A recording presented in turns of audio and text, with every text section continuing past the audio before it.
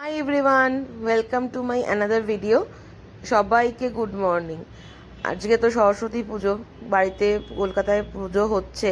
তো ভোরবেলা 4:30 নাগাদ মা ভিডিও কল করেছিল। আমি মাকে বলেছিলাম যে আমাকে ভিডিও কল করবে, যাতে আমি দেখতে পারি তুমি কিভাবে কি জোগাড় করছো না করছো, মনে হবে যেন বাড়িতেই আছি। তো সেই মতো তাড়াতাড়ি ঘুমতে ভেঙেও গেছিলো, আর আর ঘুমোতে যাইনি, উঠে পড়েছি।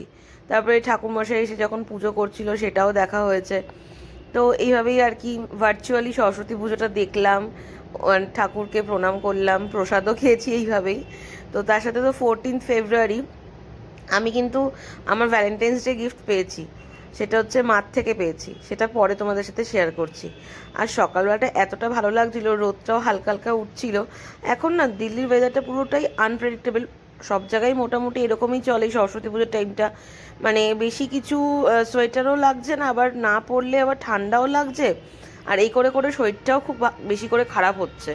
তো যাই হোক, সকালবেলা একটু বারান্দায় দাঁড়িয়ে দাঁড়িয়ে একটুখানি দেখছিলাম, মনটা ভালো করছিলাম, যাতে মনটা ভালো হয়ে যায়, কারণ ভীষণই মনটা খারাপ করছিল বাড়ির জন্য। তো তারপরে দুটো ওই আখরোট নিয়েছিলাম সকালবেলার দিকে, না দুটো একটা করে এরকম আখরোট খেয়ে নিই আমি এখন। মানে এটা হচ্ছে গিয়ে সুদীপ বলেছে আমাকে নাকি আখরোট খেলে নাকি ভালো। আগে আমি খুব একটা আখরোট খেতে পছন্দ করতাম না, কিন্তু এখন জোর করে আমাকে খেতে হয়। তো সেই গায়ে একটা শল দিয়ে আখরোটটাকে নিয়ে দাঁড়িয়ে আছি। তারপর একটু জল খাবো। আর এই আগের দিন রাতে যে ছোলা ভিজিয়ে রেখেছিলাম, এটা সুদীপ খায় ছোলাটা। তো একটুখানি বিকেলের জন্য রেখে দেয় মুড়ি দিয়ে খাওয়ার জন্য, আর একটু সকালে খেয়ে নেয়। আমি মাঝে মধ্যে খেলে ইচ্ছা হলো খেলাম, না ইচ্ছা হলো না খেলাম। শীতকালে তো ছোলা খাই না খুব একটা, গরমকালে মানে রেগুলারলি ছোলা হয় আমাদের ভেজানো। তো এটা সকালবেলার দিকে খাওয়া হয়ে গেছে চায়ের আগে। তারপরে তো একটু ভিডিও শেয়ার করছি তোমাদের সাথে, ভাই ভিডিওটা করে পাঠিয়েছে। তো ভাইরা রাতে ছিল, তো অঞ্জলি টঞ্জলি ওখানেই দিয়েছে। তো এই ভিডিওটা ভাই করে পাঠিয়েছিল, তোমাদের সাথে শেয়ার করলাম। পুজো সকাল সকাল মোটামুটি 7:30টার মধ্যে পুজো হয়ে গেছে।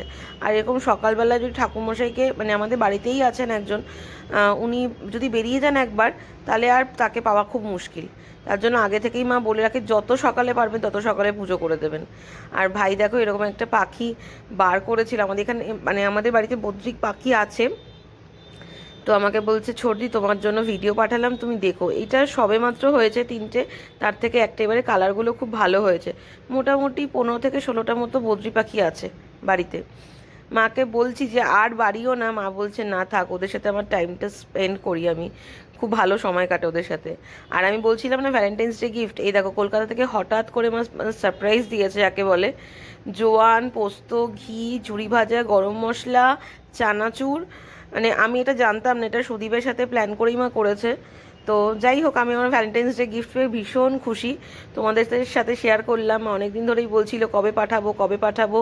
গন্ধরাজ লেবু, ওই মোটা মোটা যে বুলেট লঙ্কাগুলো হয় সেগুলো, পাঁপড়, মানে এত কিছু পাঠিয়েছে সে কুরিয়ার করে। তো এই ছিল আমার ভ্যালেন্টাইন্স ডে গিফট। ভালো লাগে বলো, আর এইরকম গিফট তো মানে আমি সারা জীবন পেতে চাই। যাই হোক, তো মাকে ফোন করে দিয়েছিলাম, কুরিয়ার বয় এসে যখন ফোন করে বলছে যে আপনার নামে একটা পার্সেল আছে, আমি খুব অবাক হয়েছিলাম, কারণ আমি কিছু অর্ডার করিনি, তাও কেন পার্সেল কোথা থেকে আসছে।